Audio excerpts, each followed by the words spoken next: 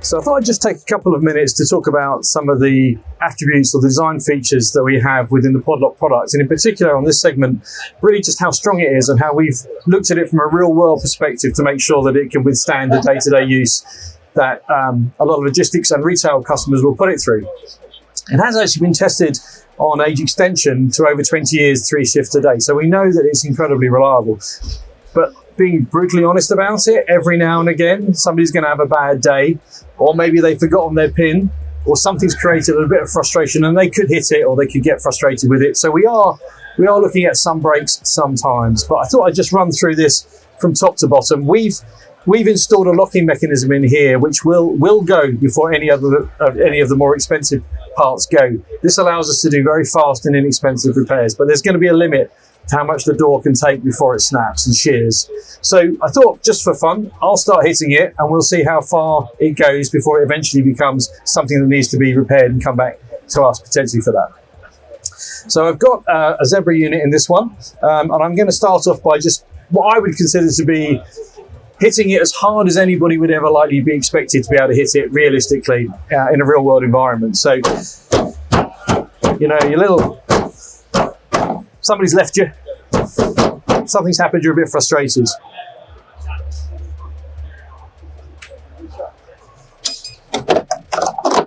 So it's more than capable of taking that kind of hit. Let's just ramp it up a little bit. Ow. So that's hitting it quite hard, as you can see. In fact, it's got a bit upset with me because it jumped off its pins, but it should resettle, and it has.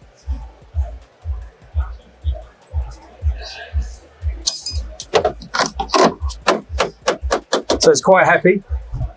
Let's just ramp it up a little bit more.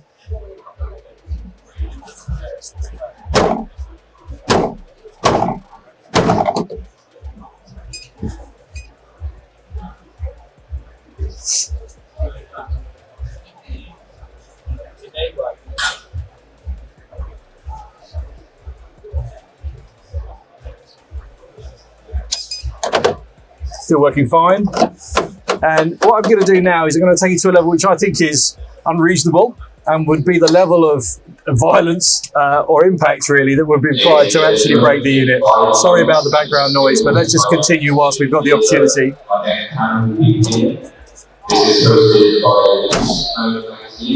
So I think that's broken it. So I can tell because it's slightly regressed. What that's done is it's broken a pin that we have inside the locking mechanism, which shows us that that's actually taken too much force. As I pointed out at the beginning of the video, that is deliberate, it's by design, and it means that the rest of the mechanism in there and everything else that contributes towards the locking of the device is completely safe, which is why the repair costs are pretty low and very easy to do. I will try to see if it'll unlock. I suspect it won't.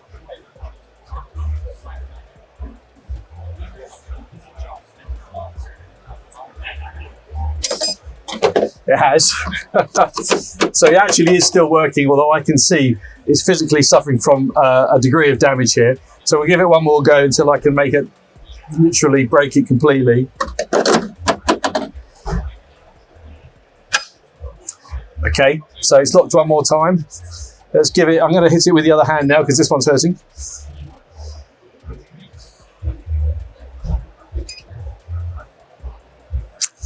Okay.